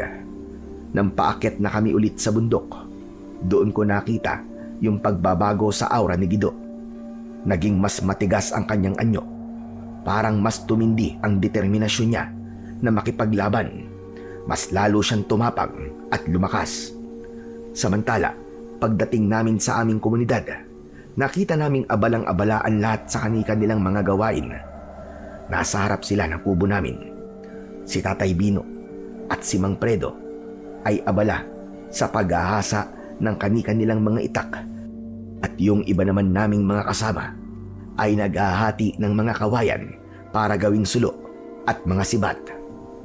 Ang mga kawayan ay pinuputol ng halos isang dipa, at ang dulo nito ay bahagya nilang binibiyak para magkaroon ng basket o lalagyan. Pagkatapos ay sinisiksikan nila ito ng tuyong bunot ng nyug, saka inilulubog sa pamparingas. Lumapit kami ni Gido. Oh, nandito na pala kayo. Bakit parang ang bilis nyo? Kumusta sila? Ayos na po sila, Tay. Naihatid na po namin sila sa monasteryo. Ano ka mo? Monasteryo? Opo. Ang lugar po na yun na kumikislap na ilaw ay tirahan pala ng mga retiradong exorcist na mga pare. Grabe. Iba talagang kumilos ang Panginoong Diyos, anak. Totoo po, Tay. Saka ito, tignan niyo, Tay. Binigyan niya po kami ng tig-isang medalyon. Patingin nga ako. Aba, ito ang medalyon ng San Benito. Kinatatakutan nga ito ng mga kampo ng kadiliman. Mabuti at may dagdag na proteksyon na tayo. Samantala, habang pinagmamasdan ni Tatay ang medalyon, muli akong napatingin sa paligid at may nakita ko na nagluluto sa may gilid ng kubo ni Tatay. Malaking kawa ang gamit nila. Ano pong niluluto nila doon? Nagluluto sila ng langis na gawa sa tuba-tuba. Yan ang magiging sikretong sandata natin laban sa mga aswang. Yan ang itinuro sa akin ng ating kamay. Ganun po ba? Tay, anong gagawin dyan? Ipapahid ba natin yan sa katawan natin para hindi po tayo malapitan? Nako, huwag mong gagawin yan, Ben. Masusunog ang balat mo. Ang langis na yan ay para sa ating mga armas at sulo. Kapag ang inyong mga sandata ay napahiran yan, kahit dapis lang sa balat ng aswang ay tila ito asidong manunuot sa kanilang balat at hindi agad yun maghihilom. Talaga? Ayos pala yan, Tay. Siyempre, at hindi lang yun, gagamitin din natin pampanigas sa mga suluyan. Ang apoy na galing sa langis na yan ay mas matagal mamatay ang liwanag. Ipapaikot natin ang mga sulo at magiging isa itong malaking pader ng apoy. Ganun pala yun. Akala ko po, panggamot lang po ang tuba-tuba. Sa tao, oo, gamot yan. Pinapahid natin sa pilay o sa sumasakit na tiyan. Pero sa mga nilalang ng dilema, lason yan. Ma'am Bino, ano po ang pwede naming maitulong ni Ben? Ben, Gido, kayo na ang mamuno sa paggawa ng mga patibong na hukay. Pumunta kayo sa bukana na sityo, doon sa makipot na daan. Maghukay kayo ng 7 o 8 malalalim na butas. Siguraduhin yung sapat ang lalim para hindi agad sila makaahon palabas. Sige po, Ma'am Bino. Kami na po ang bahala sa paghukay. Teka lang, hindi lang basta hukay ang gagawin doon. Kapag natapos nyo na hukayin, maglagay kayo ng matutulis na sibat sa ilalim. Ilubog nyo sa langis at tuba-tuba ang mga ito bago nyo itanim. Kapag nahulog ang mga aswang, hindi lang sila matutusok. Malalason sila hanggang sa mamatay. Agad kaming kumilos ni Gido, kasama ang ilan pang mga kalalakihan ng sityo. Tinungo namin ang madilim na bahagi ng bukana. Nang makarating kami sa bukana, nagsindi kami ng ilang piraso ng sulo para sadyang maging ilaw namin habang naguhukay. Agad kaming kumilos at sinimulan ang paggawa ng mga bitag. Gido, doon tayo. Sigurado akong dadaan sila doon. Sige, tara. Naghukay kami ng mabilis. Ang bawat hukay ay may lalim na hanggang balikat. Matapos ang ilang oras, naglagay kami ng ilang piraso ng mga sibat na kawayan sa loob ng hukay.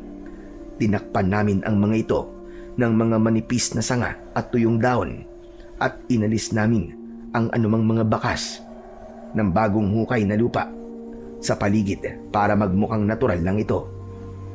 Mag-uumaga na nang matapos kami sa aming gawain. Buong magdamag at maghapon kaming nagtrabaho. Walang nagrereklamo sa amin. Ang bawat isa ay parang mga sundalo na naghahanda para sa isang gera. Nagtayo rin kami ng mga barikada gamit ang mga troso at bato na kinuha namin sa paligid. Ipinwesto namin ito sa mas mataas na bahagi ng daan. Sa posisyong yun, kahit libo-libong aswang pa ang sumugod, mahihirapan silang makaakyat. Dahil bukod sa mga patibong, tatambangan pa namin sila at pauulanan ng mga sibat at palaso mula sa itaas.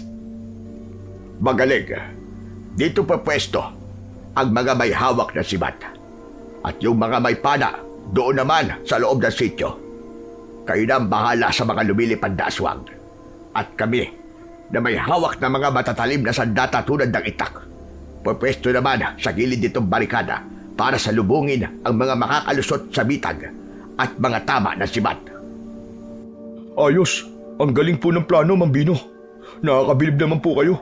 Mukhang sanay na sanay po kayo sa ganitong digmaan ah. Ngumiti lang si tatay sa sinabing yun ni Gido. Tapos ay lumapit siya sa aming dalawa at ipinatong ang kanyang kamay sa balikat naming dalawa. O sige na, tama na muna yan. Total naman na, ay maaga at madali nating natapos ang lahat na dapat nating gawin. Magpahinga na muna tayo. Kailangan din natin bumawi ng pahinga para tayo ay lumakas. Dahil bukas na ang simula ng pagsikat ng bilog na buwan. Tama po kay tay. Mas mabuti ng handa ang katawan kaysa naman sa nakahanda nga po ang lahat ng bitag natin pero aantokin naman tayo at manghihina sa oras ng laban. Bali wala lang ang lahat ng pagod natin kung aantok-antok tayo. Lumingon ako sa iba pa naming mga kasama na kasalukuyang nag-aayos ng mga huling sulo at naglilinis ng kanilang mga itak. Nilakasan ko ang aking boses para marinig nilang lahat. Mga kasama! Magpahinga na raw muna tayo, sabi ni Tatay Bino. Agad na sumunod ang mga katribo namin. Isa-isa na silang nagsibalikan sa kani-kanilang mga kubo para magpahinga at makabawi ng lakas. Doon na lang ako sa bahay niyo matutulog, Ben. Ayos lang ba sa iyon? Oo naman, ano ka ba? Walang problema. Tara na, umuwi na muna tayo. Ay, salamat. Sa wakas makakatulog na rin. Pakiramdam ko bibigyan na itong mga tuhod ko sa pagod eh. Pagdating namin sa bahay, agad akong naglatag ng banig sa saig na kawayan. Kinuha ko ang dalawang unan at iniabot ang isa kay Gido. Pero agad niya tong tinanggihan. Naku Ben, wag na. Tabi mo na yan. Hindi ako sanay sa malambot na unan. Mas lalo lang sasakit ang leg ko. Sanay ako sa braso ko lang. O kaya sa matigas na kahoy. Napailing na lang ako habang inilalagay ang unan sa tabi. Maya-maya lang, hindi pa man nagiinit ang higaan namin, narinig ko na ang malakas na hilik ng kaibigan ko. Walang Diyo. Ang bilis mo naman makatulog, Gido. Samantala, lumipas ang ilang oras pero hindi pa rin ako dinadalaw ng antok. Nakatingala lang ako sa bubong na kawayan habang ang aking kanang kamay ay nakahawak ng maigpit sa medalyon ni San Benito na nakasuot sa aking leeg. Kinakabahan ako, natatakot, sari-saring emosyon ang nararamdaman ko. Hindi ko mapigilang isipin kung bukas ba sa ganitong oras ay humihinga pa kami o kung magiging hapunan na lang ba kami ng mga kampon ni Senyor Lucas. Ilang sandali pa, unti-unti ko nang naramdaman ang pagbigat ng aking mga talukap. Nakatulog ako nang hindi ko namalayan. Ilang sandali ding naging masarap ang tulog ko dahil tahimik ang gabi. Ngunit ang katahimikan yon ay hindi nagtagal. Nagising ako sa isang kakaibang tunog. Hindi ito ang hilik ni Gido. Parang mga yabag ng paa na paikot-ikot sa kubo ko. Dahan-dahan kong iminulat ang aking mga mata. Madilim sa loob ng bahay. Maya-maya pa ay may naamoy akong hindi ka nais-nais sa paligid. Biglang bumilis ang tibok ng puso ko. Kinapa ko ang aking itak sa tabi ng banig. Bukas pa ang gabi nang alam kong simula ng labanan, pero mukhang may mga hindi na nakapaghintay na sumalakay. Nang makuha ko ang aking itak, dahan-dahan naman akong bumangon. Tiniyak ko na hindi lilikot ang saig na kawayan. Ang yabag sa labas ay huminto mismo sa tapat ng aming pinto. Agad kong binuksan ito at saka mabilis na sinugod kung sino man ang nasa labas. Ah! Teka, Ben! Teka, wag! Ako to! Manfredo, Diyos ko, kayo lang pala yan. Munti ko na po kayo mataga. Anak ka naman ng tinapa, Ben, oh. Ginulat mo naman ako. Bakit ka ba kasi bigla-bigla na lamang mananaga? Pasensya na po kayo, Manfredo. Nakarinig po kasi ako ng mga yabag na paikot-ikot eh. Tapos may naamoy pa akong kakaiba. Akala ko talaga eh, may nakalusot ng aswang sa ating barikada at mga patibong. Pasensya ka na rin. Ako yung paikot-ikot. Hindi rin kasi ako makatulog kaya minabuti kong magronda rito sa mga kubo. Tungkol naman dun sa amoy, itong dala kong langis na tuba-tuba ang naamoy mo. Dinagyan ko ang bawat poste ng mga kubo para hindi sila kagad makalapit. Ah, ganun po ba? Ay, grabe ang kaba ko dun ah.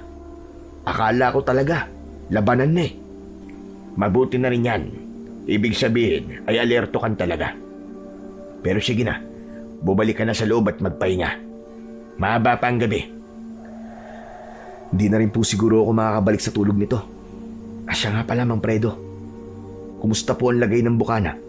May napansin na po ba kayong kakaiba sa gubat? Sa ngayon tahimik pa. Pero alam mo naman ang mga yan, parang hindi dumarating ng walang pasabi. Pero sige na, pumasok ka na. Aalis na din ako at ipagpapatuloy ko na ang aking ginagawa. Sige po. Mag-iingat po kayo sa pagroronda, Manfredo. Pumasok na ako sa loob, pero hindi ko na binitiwan ang itak ko. Napaupo ako sa tabi ng bintana. Binabantayan ang likod ni Manfredo habang unti-unting nawawala sa dilim. Hindi man ako makatulog kahit papano, ay gumaan naman ang loob ko dahil alam kong hindi lang ako ang gising sa oras na yon para magbantay. Kinabukasan, nagising ako sa ingay ng mga itak na nagbabanggaan at mga boses. Hindi ko namalayan na nakaidlip pala ako sa tabi ng bintana habang yakap ang aking sandata. Gising na rin si Gido at kasalukuyang nag-uunat ng kanyang mga braso. Ay, grabe yung tulog ko. Parang wala na bukas ah. Uy, teka. Ba't ka sa bintana natulog? Maabang kwento, Gido. Mabuti pa tara na sa labas. Mukhang abala na ang lahat eh. Paglabas namin, nakita namin si tatay na nagmamando sa mga tao. Siguraduhin maayos sa mga barikada. Siguraduhin na hindi gugulong ang mga bato. Yung mga bangalan langis, ilagay sa mga pwestong madaling abutin. Tay, magandang umaga po. Mabuti naman at gising na kayo ni Gido. Gido, mag-ensayo ka na. Sumali ka na doon sa mga nag-i-ensayo ng mga itak o sa paghahagis ng mga sibat. Sige po, Mambino. Ben, una na ako dun ha. Magpapapawis lang ako para gising na gising ang dugo ko mamaya. Nang makaalis si Gido, naiwan kaming dalawa ni tatay. Pinagmamasdan ko siya habang tinitignan ang talim ng kanyang sariling itak. Mukhang seryoso na talaga ang lahat. Ilang oras ang nagdaan, lumapit sa akin si Gido. Ben, parang ang bilis ng oras ngayon, no? Maya-maya lang, magdidilim na. Kaya nga eh. Bakit kinakabahan ka ba? Ako, kinakabahan. Medyo. Huwag kang kabahan, Gido. Kasama natin ang Diyos. At nakita mo naman ang paghahanda natin, di ba? Handa tayo, Gido. Handa tayong makipaglaban. Tumango si Gido. Ngunit ilang sandali lang ay tumayo si tatay sa gitna ng lahat at sumigaw. Mga kasama, makinig kayo mabuti. Sa loob ng ilang sandali ay lulubog na ang araw. Alam nating lahat kung ano ang darating. Huwag kayong titingin sa dami nila. Isipin nyo kung para saan lahat ng ito. Para ito sa ating pamilya. Para sa ating lupa. At dahil sa ating pananalig. Walang aatras mga kasama. Lalaban tayo hanggang kamatayan. Sabay-sabay na nagsigawan ang mga kasama namin. Pero ang pinakamalakas na sumigaw ay si Gido. Walang aatras! Lalaban tayo hanggang kamatayan! Samantala, sumapit na ang gabi. Pumesto na kaming lahat sa kanya-kanya naming mga pwesto. Patay ang lahat ng sulo para magmukhang tulog na at walang malay ang buong tribo. Hawak ko ng maigpit ang itak ko habang sa tabi ko ay hindi rin halos mapakali si Gido habang nakamasid. Maya-maya pa ay narinig na namin ang malalakas na alulong mula sa ibaba ng bundok. Ben, mukhang paparating na sila. Oo, Gido. Humanda na tayo. Tumahimik ang lahat. Ilang sandali pa, isa-isa nang lumabas ang maliliit na pulang ilaw. Ito ang mga mata ng aswang na nagmamasid sa amin. Hanggang sa bumulong si tatay. Walang kikilos. Hayaan niyo muna silang makalapit sa mga hukay. Nakita namin ang mga aninong mabilis na gumagalaw. Ang iba ay nasa lupa at ang iba naman ay tumatalon-talon sa mga sanga ng puno. Nang makatapak ang unang grupo sa bukana ng sityo, narinig namin ang sunod-sunod na lagapak. Mga matitinis na tili at ungol na sumunod na narinig namin mula sa mga nahulog na aswang. Tumigil ang mga aswang sa unang butas. Parang ayaw na nilang tumuloy. Ngayon na! Paulanan sila ng sibat!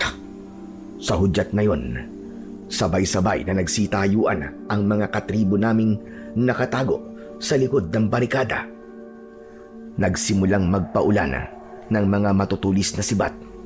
Hindi na nakapagtago ang mga aswang dahil masyado silang marami at siksikan sa makipot na daan. Nakita ko kung paano tinamaan ang isang aswang sa balikat.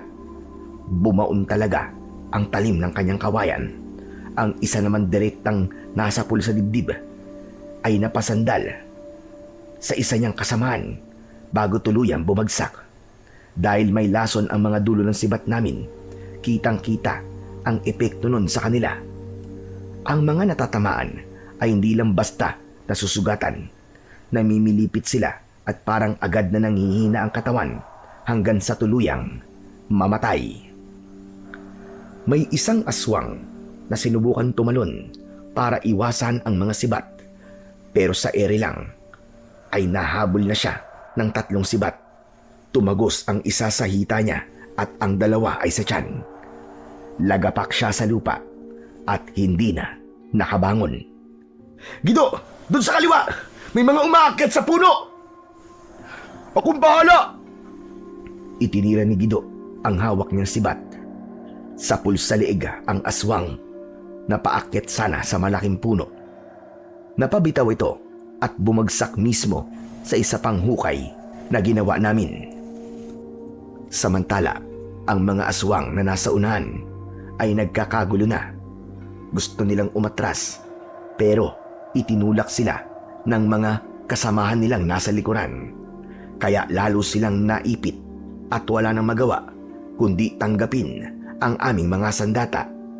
Kitang-kita na epektibo ang plano ni Tatay Bino. Hindi sila makasugod ng maayos dahil sa kipot ng daan at sa mga patibong na ginawa namin. Huwag kayong hihinto mga kasama. Ipadama nyo sa kanila ang bagsik ng ating tribo. Pero ilang sandali pa, napansin ko na malapit nang maubos ang mga nakahandang sibat sa barikada. Masyadong marami ang mga kalaban. Parang hindi sila nauubos kahit tambak na ang bangkay sa ibaba. Tay, paubos na po mga sibat natin. Huwag ka mag-alala. Marami pa tayong panlaban. Kayong mga may pana, magsipaganda kayong lahat. Kayo naman ang lulusob. Agad na pumuesto ang mga may hawak ng pana. Pero sa gitna ng tensyon, may hindi kami napansin. Isang malaking aswang na lumilipad ang biglang sumulpot mula sa madilim na bahagi ng gubat.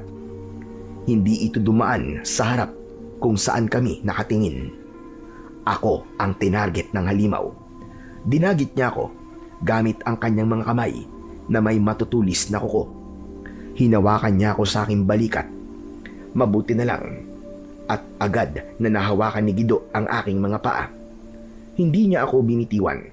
Isang para ang tumama sa balikat ng aswang, kaya tuluyan niya na akong nabitiwan. Ang sakit! Ayos ka na ba, tol? Naku, nasugatan ka, tol. Ang hapdi, Gido. Ang sakit! Dahil sa tangkang pagdagit sa akin, lalong uminit ang labanan. Nagalit ang mga kasama namin at mas lalong pinagbuti ang pagpana. Sinindihan na rin nila ang mga dulo ng palaso. Kaya naman, nagmistulang may bumagsak na maliliit na bulalakaw sa gitna ng kadiliman. Ang mga aswang na tinatamaan ng mga palasong may apoy ay agad na nasusunog. Ben, tignan mo sila! Wala naman pala silang binatbat eh. Akala siguro nila ay madali tayo matatalo. Hoy! Huwag niyo kaming ismulin! Huwag ka muna manigurado, Gido. Tignan mo yung mga nasa likuran. Marami pa sila. At mukhang may mga paparating pa. May mga naririnig pa akong malalakas na alulong galing sa ibaba. Sa kabila ng pag-ulan ng mga apoy, napansin ko ang isang nakababahala na eksena. Ang mga aswang sa likuran ay walang awang tinatapak-tapakan ang mga bangkay ng kanilang mga kasamaan. Ginagawa nilang tungtungan ang mga natusok sa hukay para lang makatawid. Mabilis silang nakalapit sa aming barikada. Huwag niyo silang hahayaan na makatungtong sa ating lupa. Sindihan ng mga sulo! Sa hudyat na yon, mabilis naming sinindihan ang mga nakatusok at nakapalibot na mga sulo sa barikada at sa paligid ng sityo. Sa isang iglap, nagliwanag ang buong paligid. Dahil sa dami ng mga sulo, tila nabuo ang isang mahabang pader ng apoy sa harap ng aming depensa. Ang mga aswang ay biglang napatras. Takot sila sa init at sa tindi ng liwanag na nagmumula sa mga sulo na may halong pangontra. Maririnig ang malalakas at galit nilang ungol habang naghihintay ng pagkakataon na makalapit sa amin. Ben, tignan mo! Huminto sila! Hindi sila makalapit! Tama ang plano ni tatay. Ayaw nila ng apoy. Hanggat nakasindi ang mga yan, mahihirapan silang pumasok dito. Ngunit ilang sandali ang nakalipas, napansin naming unti-unting lumalamlam ang ningas ng apoy sa mga sulo. Ang dating malapader na apoy ay humihina na at tila naramdaman na yon ng mga aswang dahil muli silang nagsimulang magingay at lumapit. Mga kasama, humanda kayo! Kailangan na natin lumaban ng mano-mano! Agad na hinugot ni tatay ang kanyang mahabang itak. Kasunod nito ay halos sabay-sabay na rin naming hinugot ang aming mga matatalim na sandata. Huwag kayong matatakot sa kanila. Sa oras na mawala ang apoy, huwag niyo silang hahayaang makalagpas sa inyong pwesto. Nagkatinginan kami ng kaibigan kong si Gido. Tinanguan ko siya. Gido, heto na. Magkakaalaman na. Humanda ka na. Tulad ng sinabi mo, patay kung patay. Oo, Ben. Handang-handa na ako. Pero Ben, ayos ka na ba? Hindi pa. Pero malayo naman to sa bituka. Kaya wala kang dapat na ipag-alala. Sige, huwag kang lalayo sa akin ha. Nang mamatay ang mga sulo, bumalik ang dilim sa paligid. Tanging liwanag na lamang ng buwan na sumilip sa mga siwang ng matataas na puno lang ang nakapagbibigay ng konting liwanag sa paligid. Isang nakabibinging katahimikan ang sumunod. Ilang segundo bago namin narinig ang sabay-sabay na kaluskos ng mga aswang na mabilis na tumatakbo papunta sa amin. Umatras na tayo! Sa sityo tayo lumaban para mas malaya tayo makagalaw! Mabilis kaming umatras papunta sa gitna ng sityo sa malawak na espasyo sa harap ng kubo namin nila tatay. Maayos kaming pumwesto, yung hindi basta-basta mapapaikutan ng mga aswang. Dikit-dikit kaming tumayo, nakataas ang mga itak at natitirang mga may hawak ng sibat. Hinintay namin ang pagdating ng mga kalaban. Pagdating nila, muli naming narinig ang malakas na sigaw ni tatay. Ngayon na! Sugod mga kasama! Sa sigaw na yon, nagsimula ang isang madugong labanan. Nagkagulo ang lahat. Ang mga aswang ay sumugod din ng walang takot gamit ang kanilang mahabang mga kuko at matatalim na mga pangil. Ben! Sa kanan mo! Lumingon ako at nakita ko ang isang aswang na akmang kakagatin sana ako sa leeg. Mabilis kong iniwas ang katawan ko at itinarak ang itak sa tagiliran nito. Bumagsak ito at namilipit. Salamat, Gido. Iniligtas mo na naman ako. Wala yun. Mag-iingat ka sa susunod. Sa di kalayuan, nakita ko ang ibang mga kasama namin na nahihirapan. May mga nasugatan na din. May ilan na ring binawian ng buhay. Masakit makita na unti-unti na kaming nalalagasan pero alam naming walang pwedeng sumuko. Mga kasama, walang titigil. Paunti na rin sila ng paunti. Lumaban lang tayo! Totoo ang sinabi ni Mang Fredo.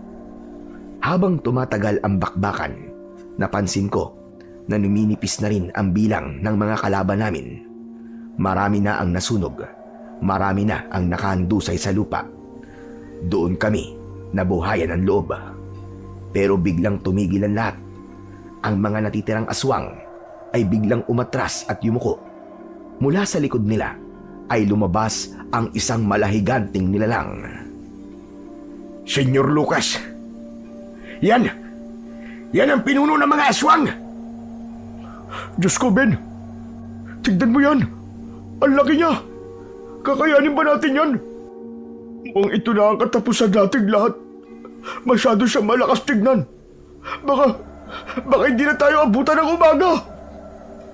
Napansin ko ang takot ni Gido. Tumingin siya sa akin, pawisan at namumutla siya. Hinawakan ko siya sa balikat ng maigpit para pakalmain. Tumingin ako ng diretso sa kanyang mga mata. Tapos ay itinuro ko ang kabilang bundok kung saan tanaw ang ilaw na krus ng sementeryo. Tumingin ka doon, Gido. Di ba't doon natin iniwan ang mga asawa natin? Ang mga anak mo? Ang mga matatanda, bata, at lahat ng mga inilikas natin. Hinihintay nila tayo doon na makabalik. Kaya huwag kang sumuko. Lumaban ka, Gido. Pero Ben, lumalaban tayo, Gido. Para sa kanila. Habang sinasabi ko yun, bigla kaming nakaramdam ng banayad sa aming mga dibdib. Sabay kaming napatingin ni Gido sa suot naming kwintas. Ang medalyon ni San Benito ay nagliliwanag. Kulay ginto ang ilaw na nagmumula rito. Teka, ano nangyayari, Ben? Bakit nagliliwanag ang ating mga medalyon? Di ko alam, Gido. Pero mukhang ipinapaalala ng Diyos sa atin na hindi lang tayo ang nakikipaglaban. Kasama natin siya. Dahil sa liwanag ng medalyon, lalong nabuhayan ng loob ang mga katutubo. Nawala ang takot sa muka ni Gido at napalitan ito ng determinasyon. Sumugod ang higanting aswang. Ang bilis niya at sa isang iglap ay nasa harapan ko na siya. Tumalon kami ni Gido nang hinampas niya ang malaking kamay sa pwesto namin kanina. Gido, sa likod ka! Ako sa harap! Lituin natin siya! Sige! Sabay kaming sumugod. Iwinasiwas ko ang itak ko at tinamaan ang senyor sa braso. Pero makunat ito. Parang nagalusan lang ng bahagya. Lumingon ang dambuhalang aswang sa akin at akmang hahampasin ako. Pero mabilis na tinaga ni Gido ang binti nito. Napaluhod ang iganting aswang pero mabilis din itong nakabawi. Gido! Umalis ka dyan! Bilisan mo! Masyadong mabilis ang pangyayari. Iwinasiwas ng aswang ang kanyang matutulis na kuko. Sinubukan itong iwasan ni Gido, pero naabutan pa rin siya hanggang sa tinamaan siya sa dibdib. Tumalsik si Gido at bumagsak sa lupa ng malakas. Hindi na siya gumalaw. Duguan na ang dibdib niya. Gido! Parang tumigil ang mundo ko nang makita ko ang kaibigan kong nakahandusay sa lupa at walang malay. Umakyat ang dugo ko sa aking ulo. Hindi! Hindi ito maaari! Hinawakan ko na mahigpit ang aking matalas na itak. Ramdam ko ang patuloy na pag-init ng aking medalyon. Parang binibigyan nito ko ng kakaibang lakas. Tumakbo ako papunta sa higanting aswang. Wala na akong pakialam kung mamatay ako doon. Sumugod din siya pasalubong sa akin. Pero bago pa man niya ako mahawakan o masaktan, nagpadulas ako sa ilalim ng kanyang mga binti at hiniwa ang kanyang alak-alakan. Bumagsak ito at napaluhod. Hindi ko na siya binigyan ng pagkakataon. Ginamit ko ang likod niya bilang tungtungan at tumalon ako ng mataas at sa ere. Pagbagsak ko, itinara ko ang aking itak sa kanyang batok.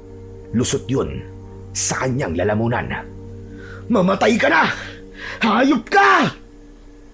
Bumaon na ang talim ng aking itak at tumagos hanggang sa kanyang lalamunan. Ilang sandali pa, bumagsak siya sa lupa at tuluyang nangisay. Nang mamatay ang pinuno ng mga aswang, agad na nagpulasan ang mga natitira pang mga aswang. Habulin natin ang mga tumatakas! Huwag silang hayaang makalabas ng buhay! Hindi ko na inintindi ang mga tumakas. Agad akong lumapit sa kaibigan kong si Gido at agad kong niyakap ang kanyang ulo. Gido! Gido, pre, gumising ka, pre! Gido, walang ganyanan, ha? Gido! Aray ko, Ben. Ang sakit naman ng tenga ko sa sigaw mo, pambira ka. Ha? Gido? Buhay ka? Walang iya ka. Hindi pa ako patay. Bakit mo ba ako iniiyakan? Mukha na ba akong bangkay sa'yo?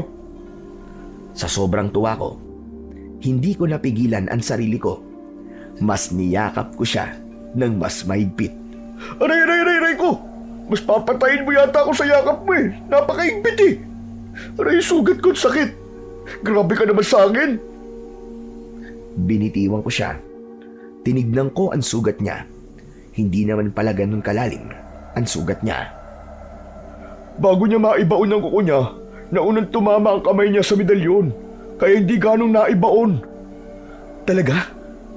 Ayos. Sabi ko naman sa'yo eh. Malakas tayo sa taas. Maya-maya ay lumapit na sina Tatay at Mang Predo kasama ang iba pa. Marami din ang sugatan, pero mga nakangiti sila. Tapos na mga kasama. Nagtagumpay tayo. Patay na ang pinuno ng mga aswang. Natalo natin sila. Hindi nagtagumpay ang kadiliman sa puwersa ng liwanag. Nagsigawan ang lahat ng mga kasama namin. Sigaw yun ng tagumpay at sigaw ng pasasalamat. Tumingala ako sa langit. Unti-unti nang sumisikat ang haring araw. Pero hindi pa tapos ang trabaho nang lumiwanag na ng tuluyan. Tumambad sa amin ang pinsalang iniwan ng laban. Mga kasama, ipunin ang mga bangkay ng aswang na hindi nasunog. Sunugin na silang lahat. At yung mga bitag, tabunan na kagad para walang madisgrasya. Kahit pagod, ay sumunod kami at nagtulong-tulong ang lahat sa paglilinis. Maingat din naming tinabunan ang mga bitag para maging ligtas ulit ito na daanan. Ilang oras pa ang lumipas. Inutusan ni tatay ang isang grupo na bumaba at umakyat sa kabilang bundok para sunduin ang mga inilikas naming pamilya. Naiwan kami ni Nagido at Mang Predo para magpahinga at gamutin ang mga sugat namin. Hapon na nang dumating sila. Tanaw na namin ang mga taga-sityo.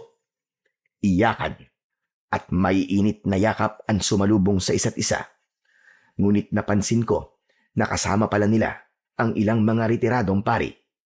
Nakilala ko kagad ang isa sa kanila, yung nagbigay sa akin ng medalyon. Agad silang kumilos para tulungan ang mga nasugatang kasamahan namin at ipinagdasal ang mga namatay bago ilibing. Naging payapa na ang sityo matapos ang lahat.